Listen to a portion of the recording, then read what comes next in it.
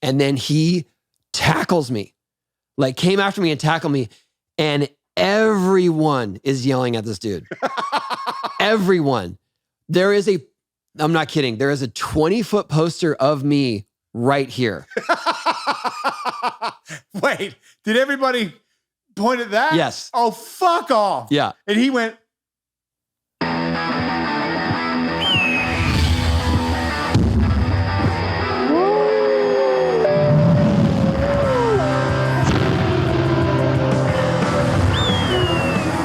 It's on. It's on. We're on. What's up? Hey. Welcome, you guys. Welcome, Hawk v. Wolf. Ooh, yeah. We just skateboarded because we're did. action sports athletes. You don't even know. I was guys. I was not planning to skate when I came here, I'll tell you that. And then you rolled up with Mike Blayback. Okay, he met prolific photographer. But hold on. Let me paint the scene here. I came to here expecting to record a show and maybe skate with you a little bit because I have to skate tonight for this Vans thing. And you told me. And skating twice in a day these days is a tall order. Yeah, fair enough. And I said, good for you, smart. Right. So you were prepared to skate by myself. Yes. Or with a fake friend that never shows up. But I rolled up to the parking lot and you're just getting out of your car and Mike is with his backpack and tripod in hand. Okay. And I'm like, I guess we're shooting photos? Oh, man. I don't know. Or maybe you're shooting photos. But my first instinct is well, I guess we got to skate first because he's here. He's not going to wait for us to record. Yeah. Well, okay. That's your side of the story. That was absolutely. Okay. So my side of the story is he texted me last night and said, hey, when are you coming down? I got some photos to give to you, like printed ones of you jumping over Christian and the whole group on your birthday. And I was like, yeah, well, I'll be there at 11. He goes, I'll meet you there at 11 to give you the photos. I was like, awesome. I get here at like 11:15. He's an efficient man who's also there on time. And he goes, here's your photos. I'm like, cool, man. And he's like, what are you doing? I'm like, waiting for Tony. And then we're doing a podcast. He's like, is it cool if I shoot some photos? And I was like, because I'm really sore from the birthday slams that I took. Yes. To the point where yesterday I walked to a weed store and I wanted to park further away so that I could just sort of get my head. I had to do stand up that night and I was like, I'll have a clear, long walk and just think about my material. Yeah. About 5 minutes into walking, my hip is like starting to really hurt and I can't get my leg to come with me. And then for some weird reason on my other foot, my big toe just goes stiff and I want to have my foot bent inwards. Otherwise I can't walk. So one foot's bent in and the other one's dragging. And now I'm just that doesn't sound like just a side note. That sounds like something a little deeper, but go ahead. Well, my side note to myself at that point. Fun fact, my foot drags, but I was like, you're definitely not skateboarding tomorrow. Right. And you were like, hey, I'm not sure if I have time to skateboard tomorrow. And I was like, this is probably going to work out. As much as it pains me because I'm so close to just flying around with ease. Every now and then I'll have a couple of airs where I go, oh, this is the most fun you can have. Hello, everybody, most fun ever. And then it gets taken away from me. And I'm like, this is borderline frustrating. I kind of fucking don't like today. So give me that juice back, whatever the juice is, give me it back. And then which him requires today, consistency. Yeah. And him today was like, are you cool shooting photos? And I was like, it's not up to me, dude. It's not my rant, but if he wants to, sure. And I see you drive up and I'm like, oh, this looks like I've brought Blaze for a photo shoot. And I don't have time to tell him that I didn't say, hey, meet me for a photo shoot because I would have fucking told you last night. Right. But also, I think it was just more of a courtesy that I wasn't going to have him sit through our show to get to go to photos. So, well, I was going to. You were? I was like, I'll see you at 11 to do a show. You can't just drop, I'm going to take photos. I prioritize this podcast. It's cool. But you're like, I'll skate right now. And I was like, ooh. I said that because I didn't want him to wait for us to record. But I was thinking, I'm still so sore. Like I couldn't sleep last night. If I sleep on my hip, it wakes me up. Like I'm not. I love how just him with his camera gear. I said it too, but inspired both of us because I told you I didn't want to skate today. I didn't want to skate here today. I didn't want to have to skate twice today. Right. But when we got into it, I found myself. So then we go and of course decide we're going to try some super hard doubles things. Right. Like now I'm doing because stuff now we've got a premier photographer ready to go. to capture this. Last time we did doubles, it was Cup Cam. Yes, Cup Cam made it again though. Shout out to Cup Cam. so it was my phone in a solo cup. Yeah. That was the tripod. Now we've got playback. One of the greatest photos. photographers in skateboarding. Right. So it's like, we better do something. So then we figured one thing out, which took a little while. I don't think I've done a slob air that high, especially not alley-oop. Slob air over backsmith. And I kept telling him he was carving too far and he wasn't leaving me room on the ramp. In fact, one time we had to just completely eject and abort because he was either going to drive me off the ramp or land on me. I think one of them I was definitely going to land on you. If I had made it, I would have rammed you in the ass. So the one he made went alley-oop. That was a big advantage to me. Right. Because it's so easy now. I can just say without even thinking, I haven't done an alley-oop slob air in 20 years. You just put 20 years on everything now. Everything I do now. Anything that happens now on the ramp. I'm like, I haven't done that in 20 years. How do you know? It's because I haven't done anything for 20 years. But then we switched roles and I was going to go over him. And I found myself on probably the fourth or fifth attempt going, you are now giving everything you have into a setup air. When you came here going, I probably can't skate because I got to skate tonight and I won't have the energy. And I found myself in there like, what is wrong with you? Like, why can't you turn it off? You know, the reason, don't bother answering, just go with it at this point, dude. But I was in the hot tub this morning with Epsom salts trying to touch my toes, trying to get my hips to wake up going, it's not going to happen today. It's just not going to happen. I know you're doing slobs over backsmiths. And at one point, yes, I was like, everything you've got. And I'm like, really? I feel like everything you've got was not an option today. Oh, no. And then now, so then we make a couple. We made that. Made that, which was great. And we could have just left. And we could have been done. Yeah. Then we switch into the other thing. You had Cup Cam on it as well. And then I'm obsessing on my air because I want it to look like Christian Osoy. Yeah. Because I want it to be like a backside crossbone. Right. Well, as close as I can get. Yeah. And every one looks like a half-ass crossbone to me. Because I'm coming on doing the Smith grind at the wrong time and he can't get us both at the right time. Yes and no. It's not like mine were stellar anyway. Even if he caught it at the most amazing moment, it wasn't going to be what I wanted it to be. Okay. And so then I keep making us do it over and over again. Yes, you did. Yeah. We got one though. I was getting tired. We got it. Yeah, no, we got a bunch of stuff. I'm tired. Me too. I got to skate at 9 p.m. tonight. Do you know 9 p.m. means in my age with kids? Do you know how bad that sounds coming out of your mouth? Stop saying that. You're not too old for this shit. You're not too old. Say it with me. I'm not too old for this shit. I'm just a little old for skating that late. I know, but you can't. Don't say out loud that 9 p.m. is like past your bedtime. Just keep that on the hush hush. Dude. You're all right. You can make it. Can you nap? No. My wife can't do that. Where is there a nap time in anyone's? You can't just grab some couch and it would be a rare occasion. And there'd probably be like, I'm feeling really sick and I got to make time to do this. And then they'll give you it. Well, sure. Or I would just force it. Right. But not for, hey, I've got a demo tonight. Can I get a nap? No. Right.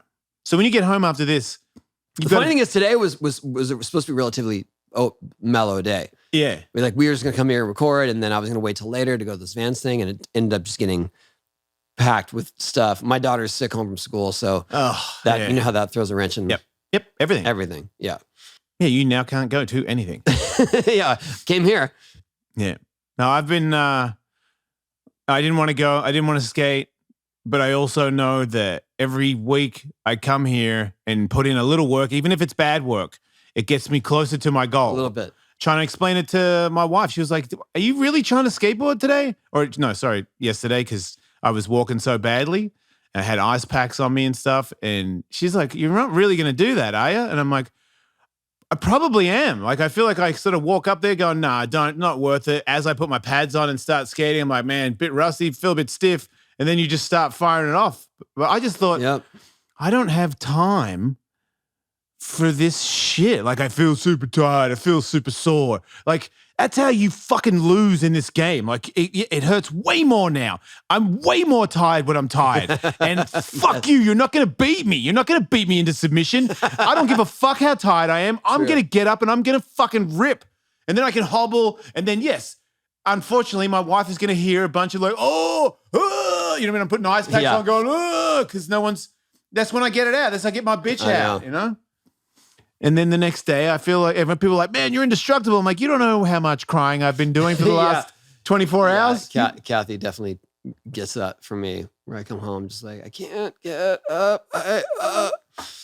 When I slammed last year, when I dislocated my fingers, what I didn't really tell anyone about was I got a crazy, because my elbow went into my side and I got a crazy internal bruise that I couldn't roll over in bed at all. So I'd wake up and I'd like, you lose sleep because it wakes you up. Oh yeah. Yeah. So yeah, I save that stuff for home. And when you're older, our lucky spouses.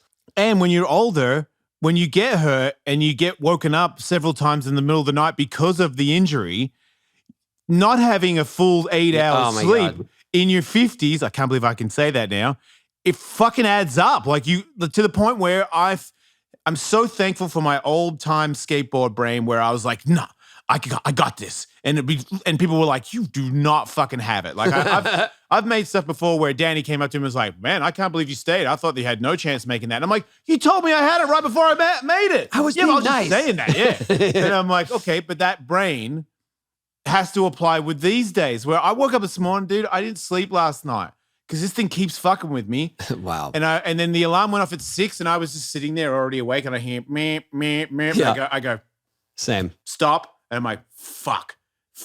And now, inner monologue. You got this, dude. No one's going to stop. If the person that doesn't stop is the person that gets everything they need. So you need to not fucking stop. Stop, bitch, and get the fuck up. You're going to go. The whole time, like making coffee. Like every time I lean. Nah, you've got this. Don't even back down. But it hurts so much. I'm so tired. Can I just rest? No resting. Fucking go for it. It's just a constant battle all the time. But without it, I feel like I would just come to the conclusion that I should give up. Like I feel like every now and then I'd be like, yeah, I'm pretty tired. Like I'm not going to work today. Yeah, giving in would definitely put everything to a grinding halt. Right, which is why anybody out there that's finding it hard to get things done, just know that it's borderline insanity in the mind of a successful person because sometimes I feel like you should tone it down. You should take a break. You should meditate or whatever the fuck, get some greens in you. But the person who's like, no, I don't give a fuck if my legs come off right now. I'm crawling to victory. That person usually wins. So if you're bitching about your life or you're worrying about shit, are you insanely committed? Because if you're not, you haven't cashed your check in. You need to go insanely hard. But there's something to be said too for just baby stepping. It's like just start the process. Right. Just start it going, and eventually you'll just be in it, and you'll realize you won't even realize it, and you're just like, oh, I'm doing the thing. I'm doing the thing I was dreading doing. And it's all okay. That is because I feel like working out, when you wake up and you're sore and you're tired, the last thing you want to do, man, is put on workout clothes or get most normal people are like, I'm going to get in shape. And they're like, well, here's the fucking walking. You walk on the fucking running in the same. Fuck that shit. Fuck treadmills. Fuck all that. It's just all like when normal people are like, oh, you want to get fit? Let me be a personal trainer. We'll get you on the treadmill and we'll get you on I'm like, you get me back on cheeseburgers in 34 hours because this shit sucks. But because it's just not an exciting workout to you. Like I feel like if I train fighting, like I lift weights, I don't like lifting weights because lifting weights is monotony. Like every now and then if I go with a good guy who's like making it different and different workouts that I've never done. So you're saying sparring? If I box, it's the same as skateboarding. If I hit a heavy bag, I can have like little earbuds in and I can go away into my magical little world where I see punches coming and I'm fighting. You know what I mean? I'm doing my work. I'm lost in a little meditation thing. If it's, okay, Jason, we're doing burpees or we're doing sprints or I'm like, okay, fuck this. Like this hurts. It's stupid. It's monotonous, but I do it because I know if I spar and I get tired, I've got more in the later rounds from putting in that work. But if it didn't pay off in the ring, I would never do it again. I thought you were just working out just to stay fit. I didn't realize it was all directed towards the ring. Yeah, always. And then obviously skateboarding because it's a sport. So the more I am professional. It's so funny. People hate saying that. Skateboarding is not a sport. Okay, don't be a sport. It's fine. I mean, yeah, it's an art form. I was going to say, it's a lifestyle for sure. You can totally not have it as a sport too if you want. That's the great thing about skateboarding. Don't make it a sport. Just paint on your skateboard and fucking play hacky sack. Well, I feel like it's an activity that has competition. It's kind of the definition. If you're calling bowling a sport, I'm sorry, hardcore skateboarders, but we're in a sport. We're in a sport, baby. Well, it's as much a sport as you want to make it. If you're not competing, you're not doing it, then fine. It's not your approach. But look, if you play hockey, it's all semantics. It doesn't matter. If you rollerblade or you ice skate, and it's not a hockey game, like you play a hockey game, then now you're doing a sport. I just think it's one of those things that I can tell from my small amount of education, but I've been around a while, that the painstaking effort that you have to put in to be good at skateboarding is you can apply a little bit of that to everything in your life, and you can be successful, because it's definitely a sport that's like, it's an art form that you can really test yourself on. Yeah. That's all. Yeah. But you also don't have to test yourself. You could be like, I'm carving, and that's where I'm going to stay, and then I'm going to do some more art. I feel like in my much older age, so as long as I'm able to stand on my own 2 feet, I'll just be carving it up. Right. So even hitting tile, I'll be like, that'd be awesome. Raycon wireless earbuds. These are some of the greatest earbuds money can buy. They bring extreme. I have bigger ears. Everything. My head's bigger. It's hard to knock me out. But earbuds fall out of my giant ass head. They have adjustable things that you like stick in your head better. Because I run. You ever run and listen to music and then it like starts coming out of your ear? You feel it start to loosen. Now you're running with one arm. Yep. I didn't come here to run with one arm. I've got two, and they help when they move together. And this seems to handle that better than any other earbud that I've used. The seamless Bluetooth pairing and a comfortable noise insulating fit.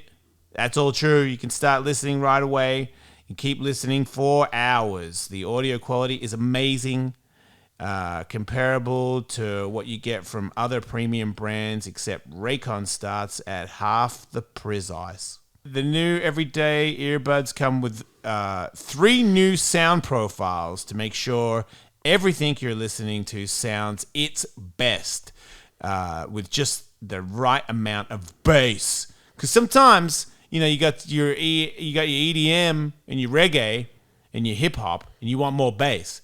But you don't want too much bass in your punk. It ruins the song. You want a boom and a hiss. Yeah, and you have 3 different options to do all this stuff. Excellent, affordable, working, very powerful headphones with 3 different adjustments. Not to mention we like them, so they made it way cooler. Go to buyraycon.com/hawkwolf today. Yes. To unlock exclusive deals up to 20% off your Raycon order. But hurry! This offer is available for a limited time only, and you don't want to miss it. That's buyraycon.com/hawkwolf to unlock up to 20% off your Raycons. Buyraycon.com/hawkwolf. Hey everybody, Ellis and Tony Hawk here talking about disco. And I don't mean like the music, I mean like face creams. I got a package the other day from Disco because they sponsored the show. And my wife always tries to push me into putting like a lot of skin products on my face. And maybe in the 10 years that we've been together, I'm like, wow, you look way better than me. You know what? I will start copying you and because it's obviously working, whatever this is, because you don't look like you got any older, and I look old as crap. So I've been into it, and my wife has bought me some stuff, but then Disco sent some stuff the other day that has all different kinds of skin creams for different parts of your face. And my wife, thank God she was there to explain to me which bit goes where. But my wife knows a lot more about that stuff, and she seemed to be very impressed by these products. So I like them. If you're looking for a start skincare routine for the first time, Disco Starter Set is a no-brainer. I think that's what they sent me for sure. Starter Set is incredibly simple and convenient way to upgrade the appearance of your skin in 3 simple steps. Just 60 seconds a day.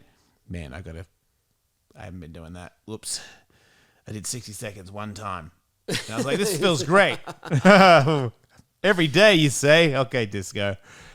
Face cleanser, stick. Oh, that's right. Yeah, they got a stick that you rub on and your whole face goes like a color, and then you wash it off, and that's your face wash. But it comes on a roller, so you think you're putting deodorant on your face, but you're not. You're washing your face. It works real good. It feels so clean, and it feels like I got the dead skin off my face.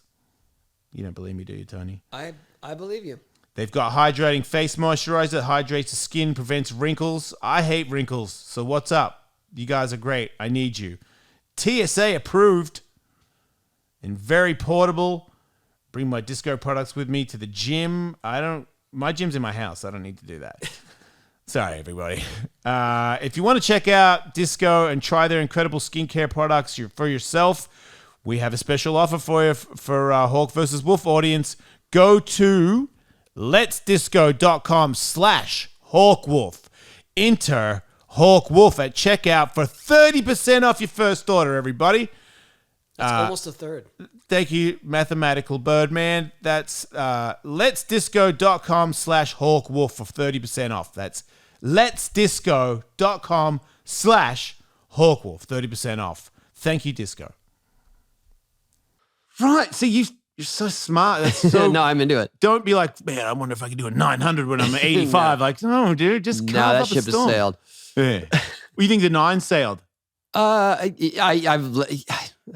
cares? mean, okay, maybe if I really was like, all right, I'm going to work towards that, it's going to be in a month or something. Yeah. Yes, I could possibly do it, but I just really don't want to put myself through that. At all. It's funny. Sam Jones, who is doing this documentary on my career, my life, he asked me recently, like, you could probably do it again, right? He goes, what would it take to do it? You know, like what would be the reward that you would? Yeah, that's a really good question. Like, I don't know, world peace. Yeah, I'll do it for that. Yeah. If I can get world peace, I'm into it. All right, let's go. Yeah. 900. Everybody in the world agree to be peaceful if he makes this 900. All right, maybe just peace in the Middle East. I don't know. That'd be a lot of pressure. Yeah. That'd be a really tough 900 to make. If you don't make that 900, we're all going to war, Tony. I've done it with a lot less incentive, so it'd be all right. I used to be that. I do remember this once, actually. I never really set out to do it, especially when we were doing Huck Jams. I had to be feeling it. Yeah. So, we did these Huck Jams, 30 shows in the summer, and I couldn't guarantee I was going to do it every night. It was just more like if I was feeling like if I had the energy or if I had to spin or whatever. And there was twice when I called it out, and those were the hardest ones. Because it wasn't the day to make it and you'd already called it out? I just knew that, okay, one time we did, it was Huck Jam, I remember it vividly, it was in Dallas, and at the American Airlines Arena, I think.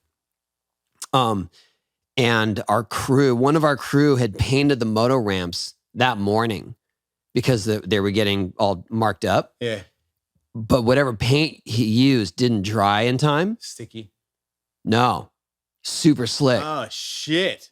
And those guys would, at this one point in the, I think he painted them after, I know what it was, he painted them after rehearsals, which was just a bad idea. It was just like, what the fuck? There was a big failure all down the line, right? But those guys would come up when we were doing our intros, and they would come up the landing ramps sort of as low key as we're doing our half pipe sort of intro thing. We had a line, and then at some point they would turn on their engines, and then people would be like, "Oh, motorcycles are here," and then they would turn and go.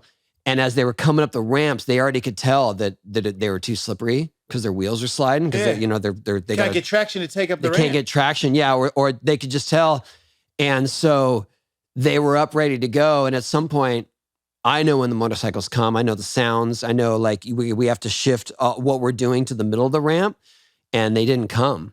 Because one of them was and like, I was if like, we go, we're not. No, it was Carl Harris, who he was in charge of the ramps for the most part, and he was up there telling people when to go. He's like, "No, don't go." How could they fucking do that to the ramp? Yeah, it was bad. Like right before the show, I know. It was he got reprimanded. But Also, there was this whole thing. I mean, this is all behind the scenes talk, but there was this whole thing where a bunch of our sponsors, at least a couple of them, were in Dallas. So we had major VIPs in the audience who had been writing checks for the sponsorships of the show. Oh, come on, dude. And but you can't kill after the intro line, after the whole, the whole thing that we do, and the motorcycles haven't gone, we have to announce that there will be no motorcycles tonight. Oh, so now the night. Oh, so okay, now I see. So no moto dudes, and you're like, I'm gonna do a 900. So I came on the mic and I just like, we're so sorry. There's been an equipment failure. I don't even remember what I said. I have to cover tell for them it. They painted the ramp. I could. I mean, I'm not going to tell them our crew screwed it up. It was just, something has happened. It's unsafe. I'm really sorry. There will be no motocross tonight. You are welcome to go get a refund if you want. Oh shit! But I promise you, I'll do a 900. Yeah, and even Tony Hawk so hard, right? Because the ramp was slippery. No. It was just the moto ramps. Oh, your ramp was still normal. Our ramp was fine. Okay. Yeah, it was the moto ramps, and the funny thing is, do you remember Clifford out of Tante? Yeah. Love Clifford. Me too. Clifford was always like, the show must go on. I'm going. And so when he was up there, he knew it was slippery, but he was not going to back down. Yeah. He was gone. Did he? No, because they shut everyone down. Oh, they were but I think it was more like a couple of the other guys were just like, dude, something's wrong here. Yeah. I don't know about this. So they told Carl, and Carl made an executive decision to no one can go. Dude, you can't come up short on those jumps. Like, we're not talking about an injury. We're talking about dying. Like, you'll die if you don't make it over that gap. Or if you slide out on the way up. Yeah. This is so much more. On another show when that's what I loved about Clifford. He was so gung-ho. He, when Carey Hart crashed in one of our shows. Yeah, that's right. Because I came up one side of the ramp, and usually I ended this one routine. It's really complicated, but the half pipe goes like this, and then the motorcycle ramps are on the edge. So when the motorcycles are coming, we have to keep our skating to the middle of the ramp. Yeah. Which is hard because there's a gap there too. So we're like, there's this one zone and it's all marked off. Yeah. And we were trying a more complicated routine. It was right when the tour had started. I think it was our second tour. So 2004, maybe 2003. And I did one extra wall and I came up kind of close to where they take off. Yeah. And Carey Hart didn't expect to see me there, and he just let off the gas. And that's when he crashed. It was bad. Like, I definitely felt responsible for the whole thing. It was so heavy. But he did that, because he thought he was like gonna take your head off. He thought he was, but I wasn't. I was close enough. It's just more that he didn't expect to see a person there. Right. Right. And I remember when the dust settled, I mean, he shattered his went heel. through a lot. Yeah, he had nerve damage and shit. Yeah, it was bad. It was really bad. But I remember we had a big powwow the next night because, I was ready to just cancel the whole thing. I was like, this is just can't go on. And everyone's like, no, we got to go on, but we have to be, everything is on point. Everything is structured. Like, there's no surprises. This is how it's going. Because both of our shows, our first two shows of that year were pretty raw. Like, there were just random things going wrong. It was almost like it was too much. Yeah. It wasn't, you know what I mean? It wasn't the mistakes of the riders either. It was just weird stuff was going on. Like, one time the guys are playing, like, they had 4 guitar strings break in the show. Yeah. That doesn't happen. One guitar. Yeah. Thorne was the announcer. He got knocked out. So we didn't have an announcer. Wait, he got knocked out? During the show. Oh, he was riding and he knocked himself out? He got riding because he would ride. Yeah, here we go. And then he got KO'd. And then, so we're all, all of us are transferring the mic.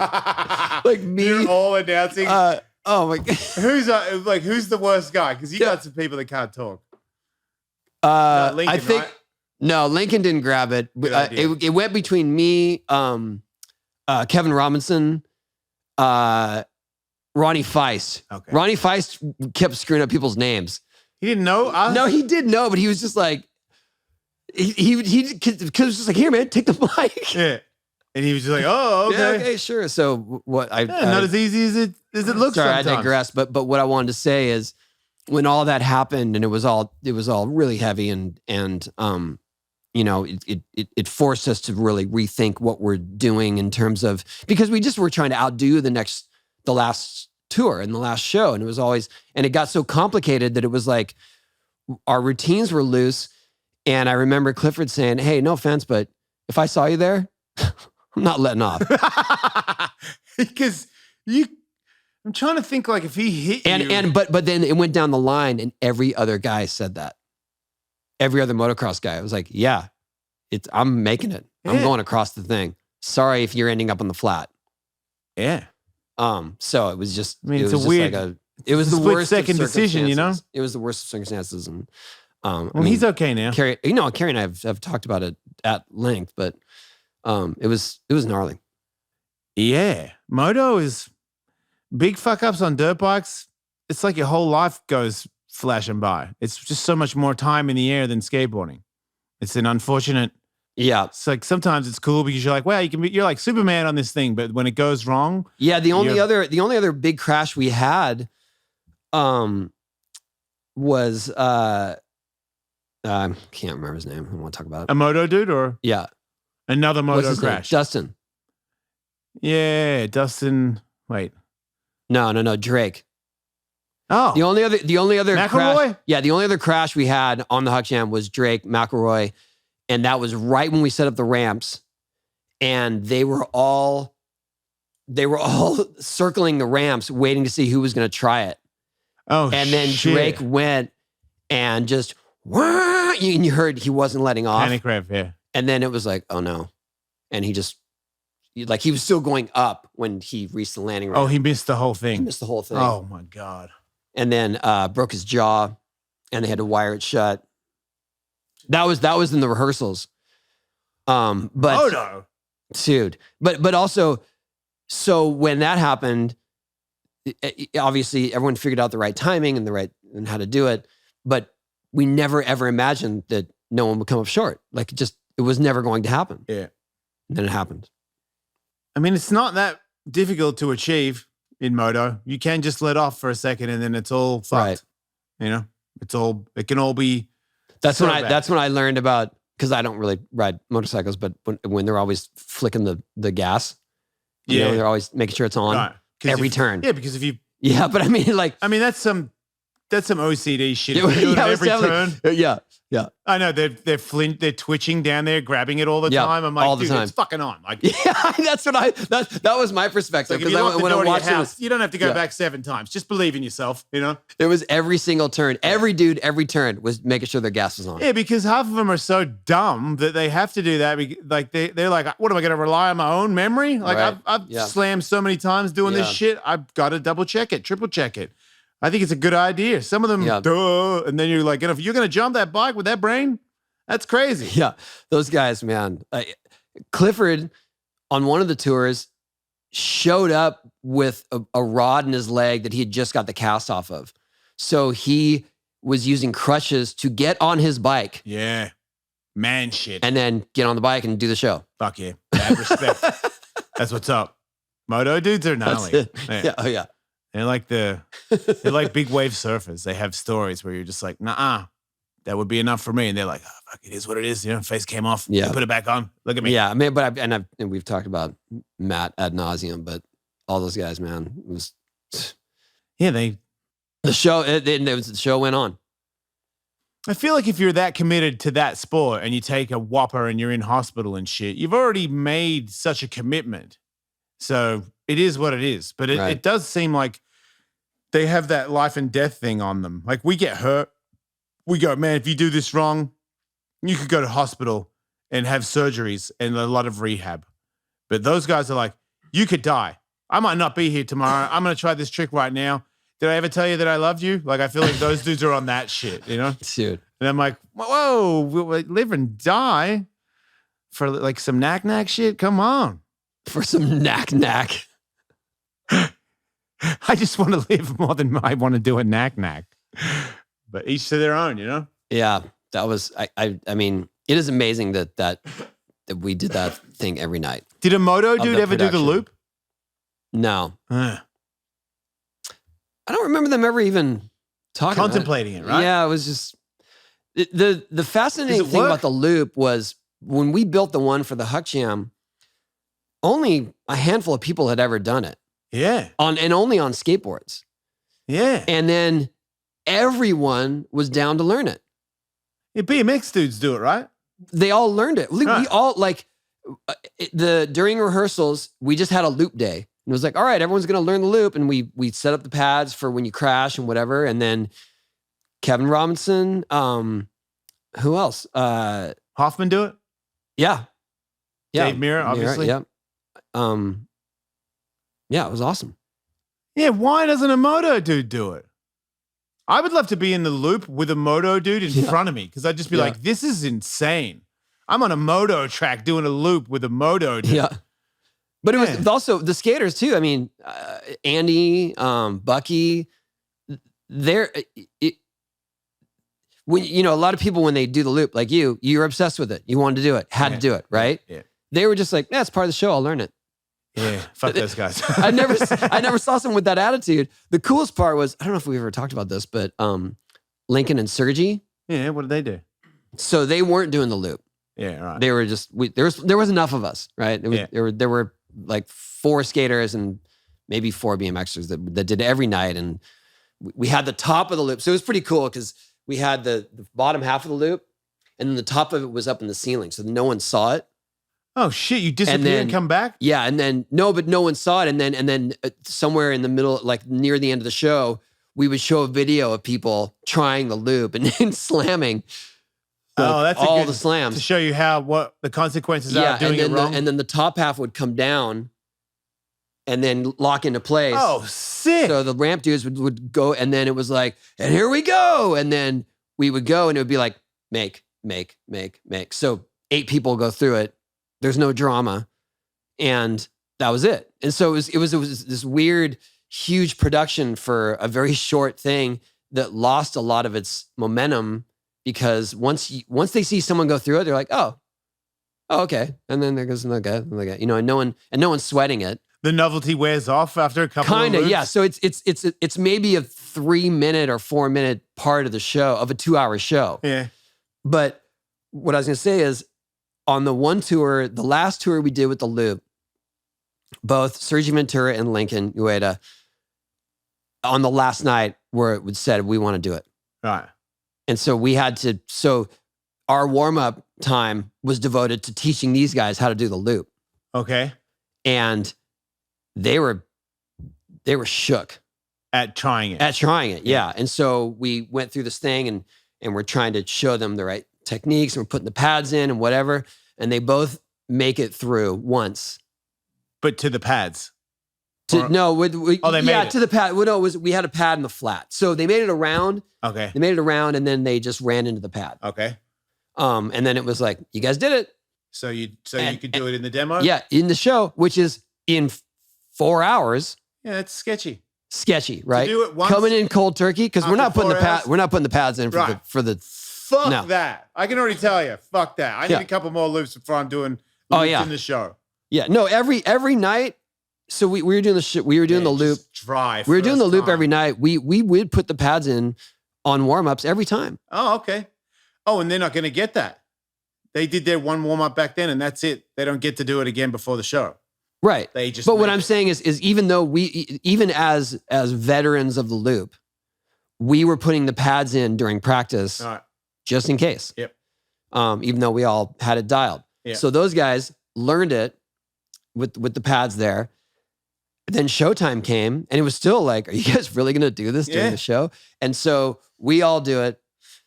And then Sergie and Lincoln are up on the roll-in, sweating. Oh, not going. And no. And then we announced, like, ladies and gentlemen, you're in for a treat. These 2 guys have never done one during the show, and they're going to try it. And they both bail the first time. And then what happens? And then is the demo, did they go back up for another shot, or they went up? Yeah, because they didn't get hurt. Okay. And then I think I feel like bailing is difficult. Like that's yeah. hairy. Well, yeah, it was more like they got as long as you make it to 12 o'clock, you can just fall back slide down. through. Right, okay. So I think that's what happened. They just kind of missed a little bit of the pump, or maybe they fell forward. I remember. I'm pretty sure Lincoln got his on the second try. Okay. Sergie tried again and bailed. And I might have this wrong. Sorry, guys, but Sergie tried again and bailed. And the amount of excitement the crowd had for that moment was more than anything in the show. Wow. Because they saw the true, how hard it is and how scary the true difficulty and the fright that these guys had. Yeah. And so Sergie drops in. I'll never forget. Sergie drops in. He was kind of off course, and he speed checks at 12 o'clock to stay on the ramp and made it. What? And we all heard it. And it was like, we all looked at each other like, did you hear that? Did you hear that? And Sergie, yeah, man, I made it. Yeah, I made it. It was amazing. Fuck yeah. And so he got the biggest. Did he do that on purpose? He did it for survival. Because he was going off. He was going off the ramp. Yeah. God, that is so bad.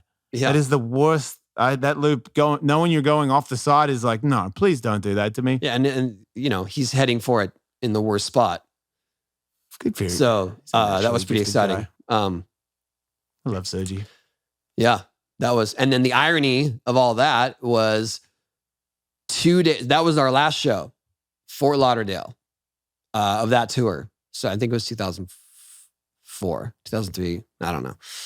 And then we come home, and 2 days later, we're at Bob's house doing Wild Boys. And that's when I got rocked. 2 days later. Whose loop was that? That was Bob's. So it's probably not the same loop as your loop. It's just Bob's is outdoors. It's weathered. It's like it's rickety. It's not true. It's rickety. His starting ramp is super slow because it was soggy. So you have to pump it as hard as you can. And it's got a da-dun thing like this. So you don't get a pump off of it. Yeah. And I just misjudged my speed. That was it. Because I was spoiled by my ramp. But like I'm saying, the irony in that these two guys who had never done it pushed through, and then me who's been doing it all summer broke my pelvis. Yeah, but all summer means you got used to a loop transition. I know, but you didn't. That's just such a bad timing. It's just such a to have. I did it as well. It's hard as fuck. Once I made it, I was like, oh man, that's not that hard at all. But it's also make one mistake in this really easy maneuver, and you are all kinds of fucked. Yeah. Like I felt like when I did it, I was like, duh. Yeah. That was the timing. You go 1, 2. Like, yeah, that was exactly Lizzie. Lizzie wasn't getting it, and then it clicked, and she's like, oh, I understand. Right, but still, after I made it, if you were like, hey, in 4 hours, we're going to do it again, and you're just going to go, I'd be like, dude, I don't know if I want to do that. The only person on tour that ever went cold turkey that didn't warm up at all, including the loop, was Bob. It makes sense. Because he had his own one that's rickety. And if you can do it every Bob time. would walk in, like, we're all warming up. We would practice our routines. So like it was serious. And Bob would walk in barefoot, like, woo! Like, you skate? Nah. He's like, cold turkey, bro. God, son of a bitch. Because he's really that talented, though. Oh yeah, no. I mean, it wasn't like we were concerned for him. Yeah, like he wasn't being sketchy to all you guys. He really was just gonna make it very easy. Yeah, he didn't need it. Yeah. Yeah. Yeah. That other day we skated, I was like, man, he might be better than he was. I know. I'm like, when are you gonna get like stiff and like, oh man, I used to be able to do this, but now I can't. Like, when are you gonna say that? Because I thought I saw you do like a fucking 10-foot alley kickflip Indy 360 on your mega ramp the other day, and I'm like, that's heel flip. Oh, that's right. Heel flip Indy. He hadn't done that yet. No one had. NBD. Like, I'll try this. Why not? He's like 48, right? Yeah. I guess. Yeah. He's got to be close to 46, me. 47. Yeah. Yeah. Crazy. That's incredible. What an incredible bastard. Good for him, though. Speaking of older skaters, Danny Way and I went to visit our kids in college over the weekend. No, everybody's talking about it. I saw all the videos of you guys doing beer bongs, and I was like, oh my God. So what I didn't realize is that that's the weekend all the parents come. Oh, because they have a big game. Did you meet a bunch of dads? Well, I didn't. So here's how it went down. We just wanted to see them. Yeah. But Danny was like, oh, I'm gonna go stay with them. Like, oh, you're gonna stay in their house? Yeah. Okay. Yeah, which was cool. Yeah. I didn't know if my son wanted us to be so intrusive. Yeah. To me. So, But I wasn't going to stay anyway because I was with Kathy and also my other son Spencer flew out to see him. So Fair enough. We were at a hotel. Yeah. But it was really funny because Keegan, my son, started showing me all these Snapchat stories that there was a page devoted to party dads. Oh, wow. Over the weekend. Oh, did you make it on there? No. Oh. No, they're at the parties, like literally dads at frat parties. Oh, okay. Doing beer bongs. Or one dad just holding a bottle of vodka, just like, woo! I mean, this is old school. We're going streaking. I'd be so embarrassed if my dad did that. Like, I know. Just hanging out with all the frat that's dudes. what I mean. So when we went to go visit him. We had taken Keegan out to eat. Then we came back, and Danny and Tavin, his son Tavin, were at the house. And then Kathy's like, "Well, come on, you guys are visiting college. You got to do beer bongs." Kathy is insane. That is an insane suggestion. Okay. But you were like, yeah. And then you all did beer bongs? No, just the dads. I noticed that. A video of you and him doing beer bongs. I'm like, wait. Well, Danny did it first, and then it was like, peer pressure. I want to be cool. Do you legitimately think that your kids or anybody that was friends with your kids thought that was a cool moment? I don't. A lot of older people thought it was funny and cool. Right. But the youth, how did they feel about you guys being in the house? Oh, I think they enjoyed having us there. They have enjoyed having us there briefly. I didn't stay, so I can't speak for, Wait, Danny did? He just stayed and partied with the frat boys? Well, he stayed at their house. I don't know if they went partying. He just continued to party, like, ask me a story about the good old days, I'll tell you. Like, he just ripped old stories. But then the next morning, we met at the skate park. And we skated. Did backside bonelesses together. We both did backside boneless ones, yeah. And it's such a Cinderella story. story. Danny just came out of that whole bioaccelerator thing. No, he had double knee surgery. Then he went to bioaccelerator. So he's all kinds of injuries. I mean, when he's walking, you can tell that he's still just on the recovery.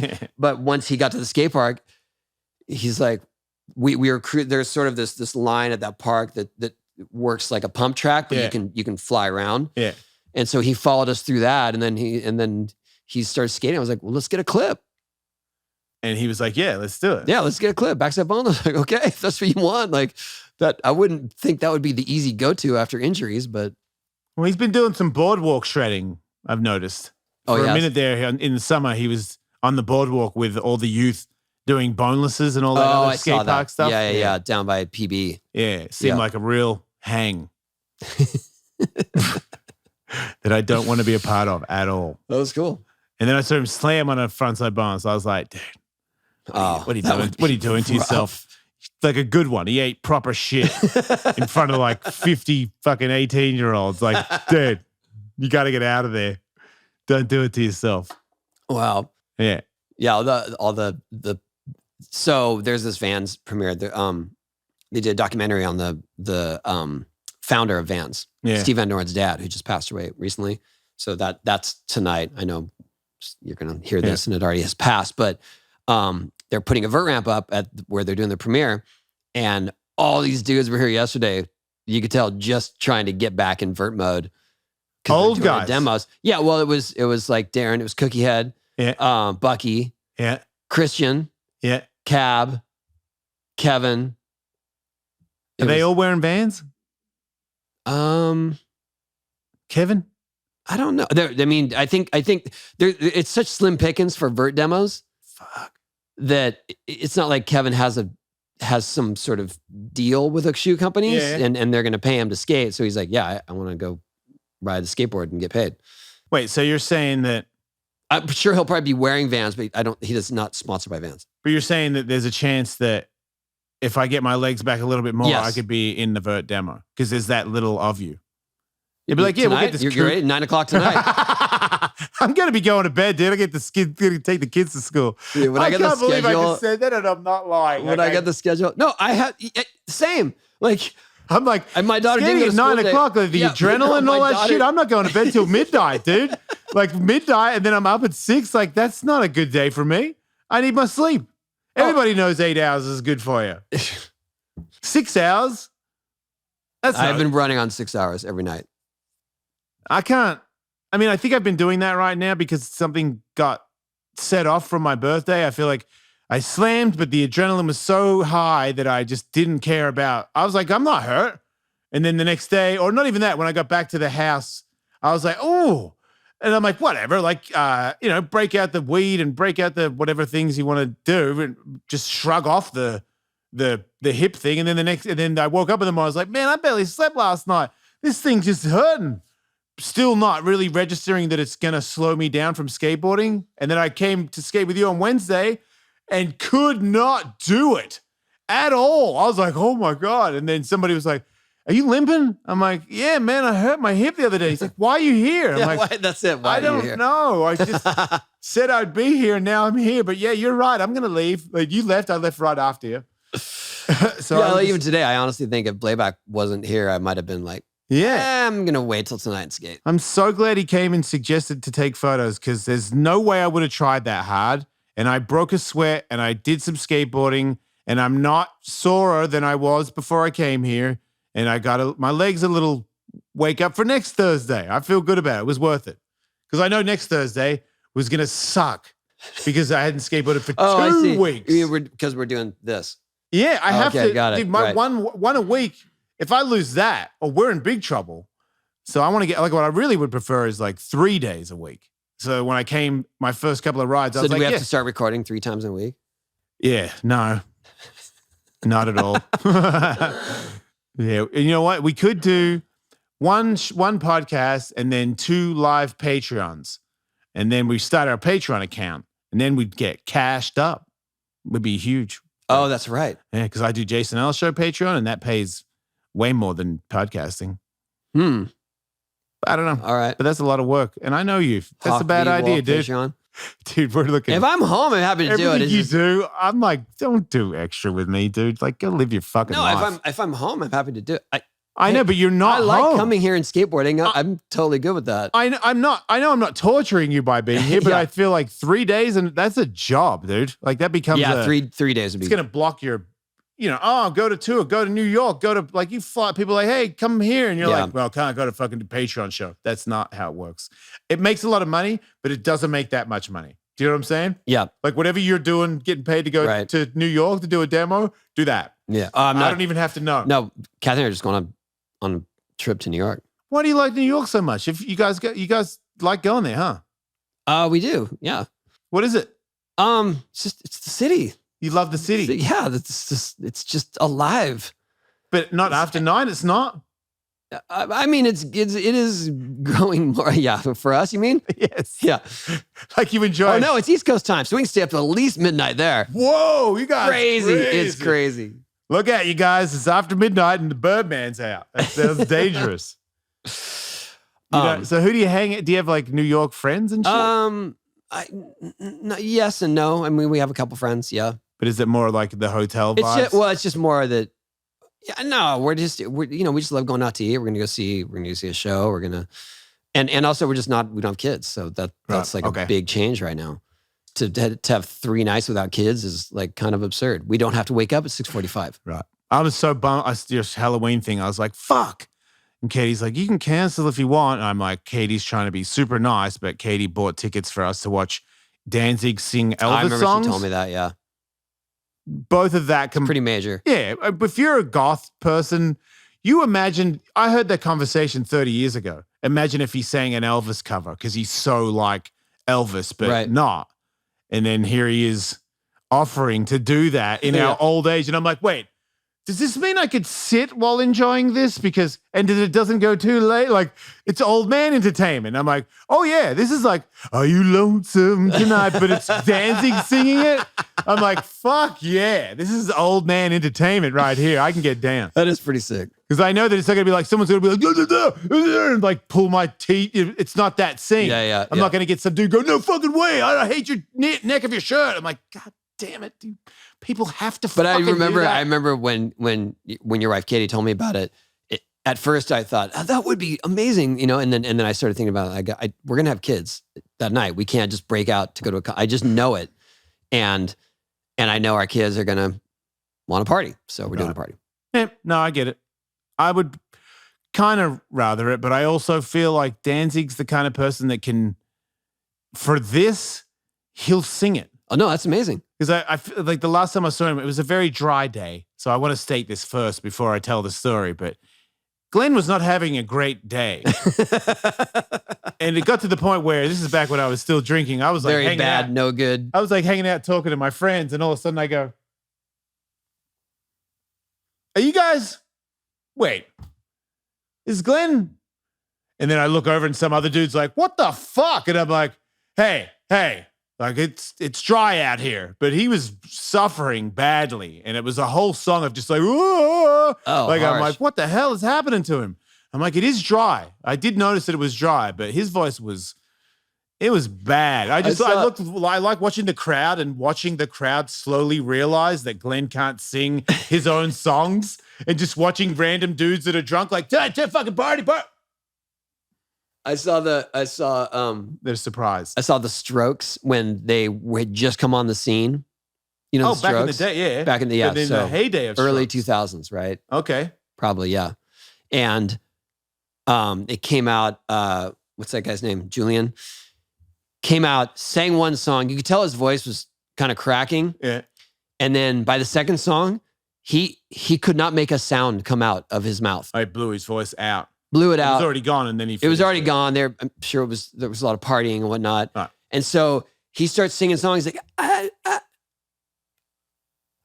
and the band's just playing like, and everyone in the crowd's like, what the hell, dude? So then the guitar tech comes out because he knows all the songs and sings them and sits on the stage and sings all the songs while Julian just dances around him. Oh my God. It was so strange. Surely there could be a better idea than, I'll just dance around you. And you sit down and act like you're not even really there. I remember people like they did a whole set like that. And I remember people going, can we get a refund? Yeah. You know, like that. That's the guitar tech. That's not what I signed up for. But they did play. So I don't know. We just laughed. It was too weird. Yeah. I try to be sympathetic towards some of those guys, because I feel like sometimes you do blow your voice out and there's nothing you can do. Yeah. I think I had less sympathy because I just felt like they're just unprofessional. They're just burning the candle both ends, right. And they're not considering that this should be the priority.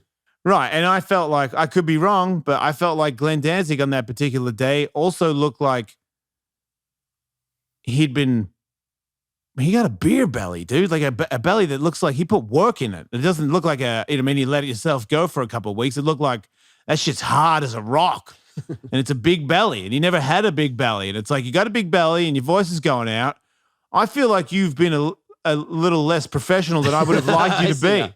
Right. You know, and then Tully tells me he sees him at the Japanese supermarket buying like a bunch of sugary Japanese treats. Oh my God. I'm like, that's not good, Glenn. It's not good. You know, like I came here to watch Glenn Danzig.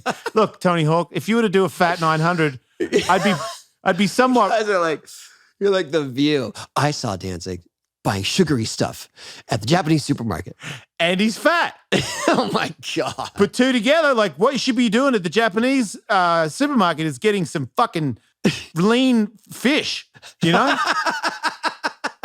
And if you're drinking a lot, like easy on the beer, maybe a little more sake, you know? Because this doesn't look like sake and fish. It looks like fucking meat and cheese and beer.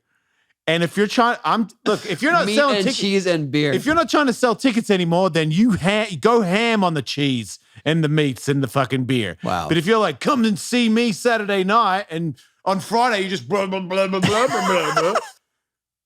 I don't feel like, look, dude, if you're like Tony Hawk's doing a demo. Well, it's just more that we're all at that age that we do have to put a lot of effort into that stuff. Yes, and but you're still asking for people to support you in your thing. Understood. Like you come to a demo and you start doing fucking kick turns and you're like 40 pounds overweight. I'm like, really, Tony Hawk? I love you, man, but this is not what I came to see. and he kind of does that. But I think Dan, you put it that way, I get it. Right. And I feel like doing Elvis covers is kind of like you carving up a bowl. You could carve up a bowl until you are fat and 80. And I feel like Glenn is going to, he can sit down. He doesn't have to jump around doing, he can't be like, are you low? Well, sure, but he has to be soft. He could probably sit down while he's singing. But he will perform those well. If his voice carving goes out, analogy is not pertinent to this because yes, you're going. If you were... I don't want anyone to pay to come see me carve. Oh. That's but what about if you're really fat? That would be like a crazy... I still don't want you to pay to come see me carve. If Tony Hawk's fat and 80 and he's going to do a carve demo, I'm buying tickets to that. Carve demo. Hashtag carve demo. Like, get a couple of other fat pro buddies that are your age. They're out there. Just get... I'm working on something, actually. I'm working on a fat event. demo? No, an event. I was going to say, hit me up, bro. I can get it. I'll eat some cheese. I'll be there in a minute. I'm working on an event that I'm very excited about and will be announced soon, but I probably can't say it. What are you doing? Oh, fuck. It's going to be realized good. You just said you can't say it. I'm like, good. tell me. Fuck that. What's up? I don't know when this will You going to fly? Are you be flying? Are you going to do a huge stunt? No. No, it's a collective effort event. A bunch of old people. And young. Oh, the youth are allowed to come as well? Yes. I mean, and perform, whatever. I'm not, I'm trying, you guys. I'm trying. It's not going to work. Trying to get exclusive shit from the Birdman so he gets in trouble with his staff. What the fuck are you talking about? All right, let's scratch that one. Let's move on to other stuff. I did a game show last week. What? Cool. That I didn't know what to expect. It's a trivia game. I don't know if they're announcing it, so I can't say a whole lot about it, but it was good. It was really good. It was fun. You think it was entertaining, not just fun for you, but entertaining to watch? I think so, yeah. Is this a famous game show? I'm making you try and say stuff. I love this. It's a big game show in another country right now, and they brought it here. That's all I can say. All right. I feel like you've said enough. I don't want to. But it was super fun, and I had an anecdote about it, but I realized I can't say the anecdote because I'm going to give the whole thing away. So whatever. All right. Well, I'm sure it's going to be great, and I can't wait to see it. When can we see it? I don't know. You don't know. Well, I look forward to that day, regardless. Yeah, good times. Let's talk about it. It took a long time to tape. Oh, I know why I brought it up, because this is pretty funny.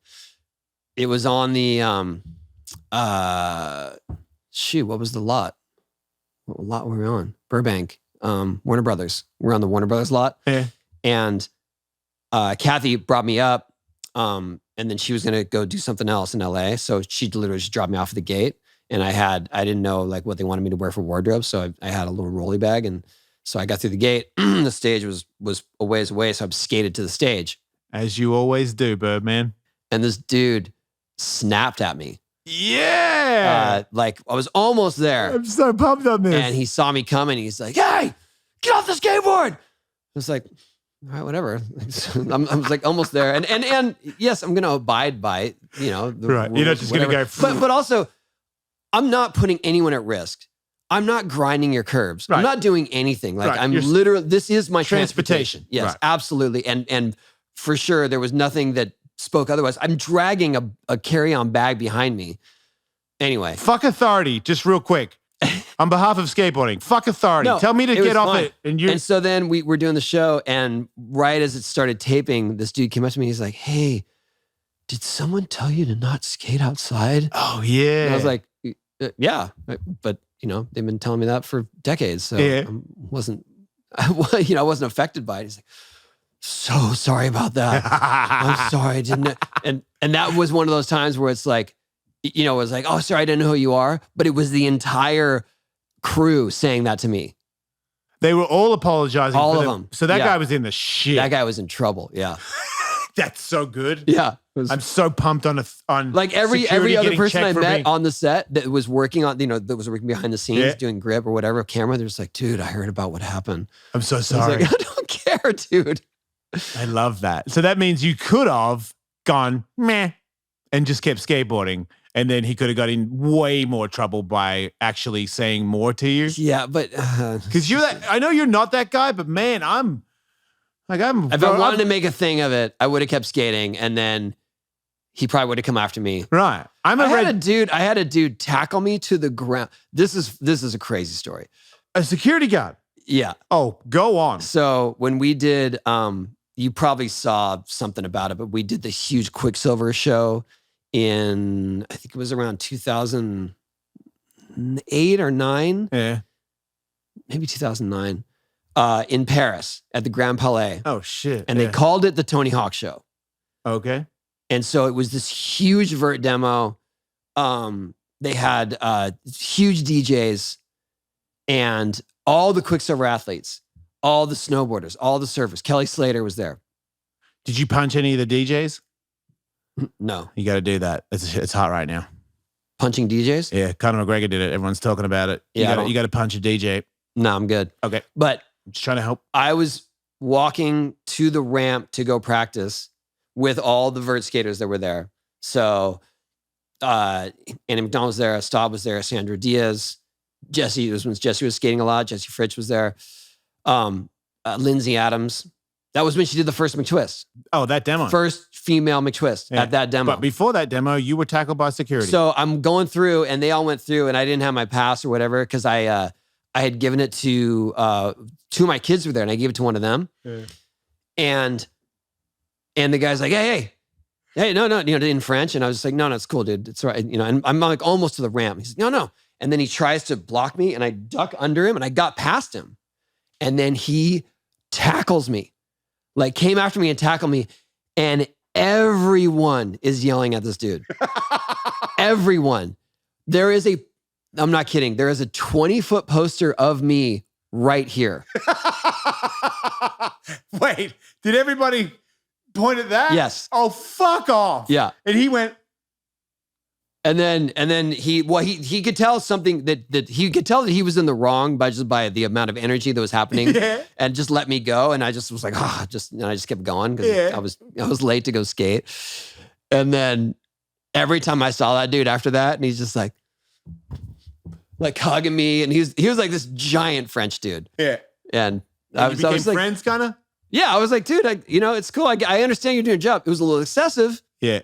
But I understand. I became friends with the Mega Ramp security guard in the elevator. There was the guy that they always had there every year, and he had one of those short legs where you have the shoe with the extra heel on one leg. Oh, yeah. So he was, and he was a big fat guy. So he was like, he wasn't catching shit, and I get on the Mega Ramp, get in the elevator. He's like, you got your pass? I'm like, no. And he's like, well, you can't come on. I'm like, think I just fucking jumped over the fence with my Mega Ramp board and my pads on? Yeah. I'm like, fuck off, dude. Just hit the fucking elevator. And then he's like, no, I'm not doing it. And you need to get out of here. And I was like, you need to make me.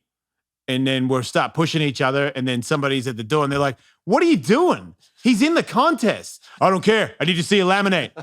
And then I guess like a few more people came up until there was like somebody that was in charge. It was like, he's in the contest. You need to like let him go up. And then I go up, and then the whole time I'm going up, I'm like, what's your fucking deal, man? Like, you're just like trying to kill people's joy over here? Like, who fucking comes up with that idea that I'm not in the contest, but I just padded up and like jumped on the ramp? You think if I go down this fucking rolling right now, I die because I just snuck me in? Like, I just keep harping on the dude. And he's like coming back a couple of times, and I was like, fuck you. And he's like, fuck you. And I'm like, it's like that, is it? It's like, yeah, it's like that. And then few more in the because it's fucking all day. And you're going up and down. Yeah, the elevator with this dude all day gets used a lot. I'm sitting right next to the guy constantly. I'm also in the middle of the biggest fear breaker of my life where I'm like mind fucked over here in the elevator. I remember every time I go up the elevator, I was like, when's it gonna stop? Like, we're all stressed. We're all facing death here. And we're like, but no, I'm going to pass death and I'm going to make it. And this guy's like, fuck you, dude. Like, I'm so sick of you fucking assholes. And then in the end, we fucked with each other so much that it was sarcasm. And then I was just his friend. And then like 4 years later, I get in the elevator. I'm like, hey, fuck face. He's like, fuck you, dickhead. I'm like, all right. We were friends. Stumpy. It was Stumpy and the guy that cusses and the guy that cusses a lot. I was like, fuck you, Stumpy. And he was cool with it because he knew us. He became friends with all of us. Yeah. He was our elevator guy. Yeah, it's funny. It is weird when you go, especially to an event, and if it's a ramp or whatever it is, people are like, dude, what, do you think I would just show up here with all these pads and all this stuff, going rogue, like sneaking in? Would it not be worth it just to let me go in one time? If I explode on the flat ground, then you were right. Yeah. And you could just drag me off, no problem.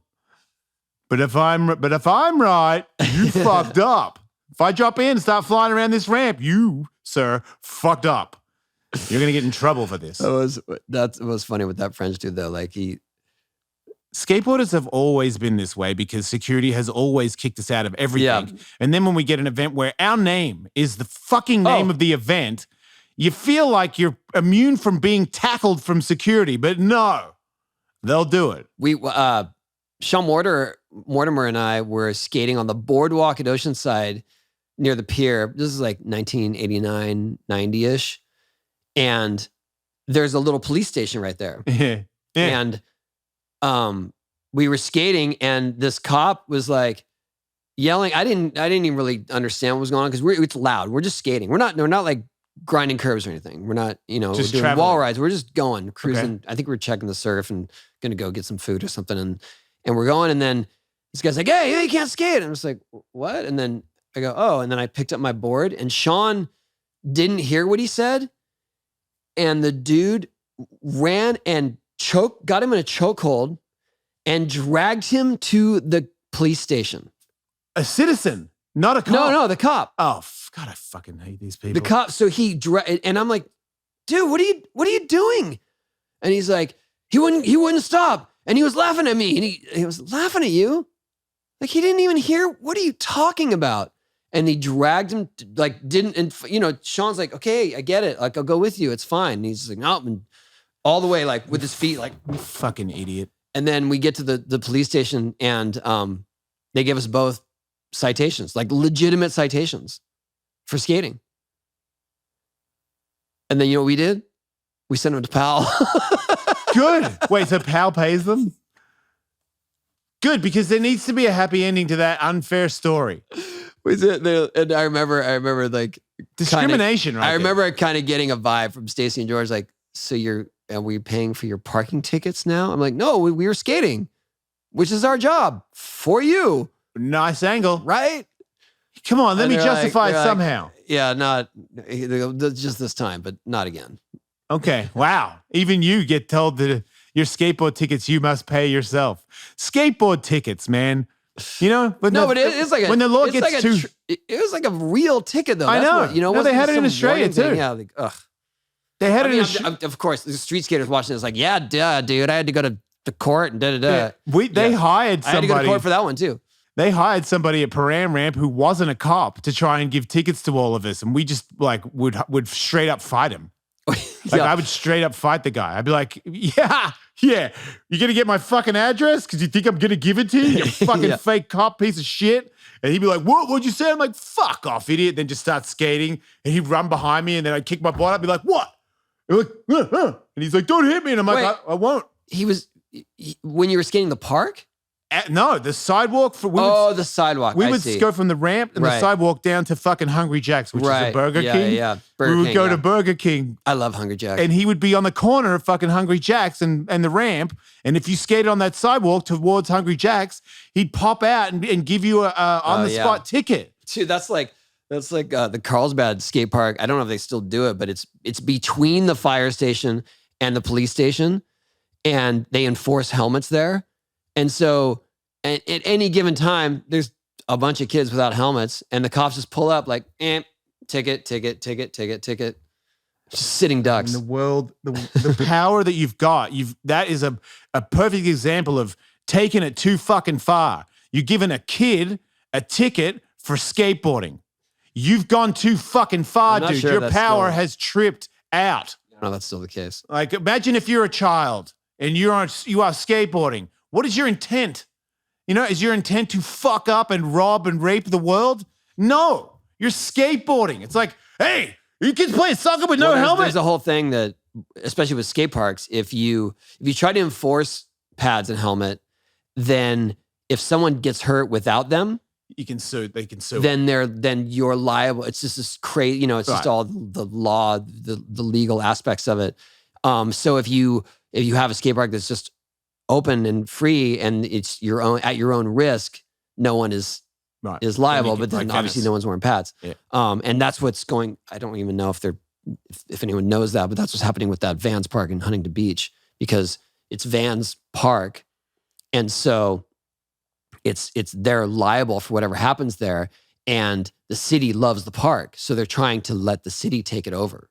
So that means you could wear, they give the rules and they pay the bills. Yeah. And it's a free park. It's a city park. Would that mean that it would be, you don't have to wear pads? You're Probably, yeah. Right. But then that's, I guess they're at a gridlock and they're at an impasse. And now so the park's just been closed since COVID. Oh. That what they call me. Yeah. Yeah. Oh, what the fuck? Yeah. Let's get that solved. I got the golden ticket because I got to do a couple of commercials there. So the commercials have their own insurance, carry their own insurance. Yeah. So I've gotten to do two things. But that's there. the only person that can ride. The person I feel doing a bad. commercial. There is definitely a tinge of guilt where I'm like, sorry guys. Hey man, just get yourself a commercial and you're fine. Maybe call Subway. Get yourself See if they're looking for a second get a random production guy. studio to carry the insurance. And wasn't that hard for me to do it? Just saying. All right. I think that'll do us. All right. We've done a great show. Make sure you like and subscribe. I hear people are talking about it more. I know that it takes time. Brendan Sharp told me 3 years and you'll be on fire. But I hear it. I hear people talking. I get a lot of people going. We appreciate you guys. I didn't know you even had a show. And I'm like, wow. Okay. Well, thank you, fucking Hawk versus Wolf, because it's good to be back on the map. I've been doing this for a while now, but it's funny to know that SiriusXM is not internet friendly. Because maybe I'm not making as much money, but I'm fucking back. I'm on the map. Like, straight. My friends, Burnout King, Peyton and all those dudes. Everyone listens to my shows now. They're like, man, that was sick how you had that guy on the other day. And I'm like, really? I had people in this office the other day tell me, when you start talking about robot sandwiches, they were all laughing out loud. Robot sandwiches? You don't even remember. So like, that's because we're in this. You don't even remember 3 shows ago. No, I don't remember yesterday though, man. I hit my head a lot. All right. Like and subscribe and don't hit your head. Yeah. Oh, wow. That is really good, that last beat. Okay. See you guys. See you guys.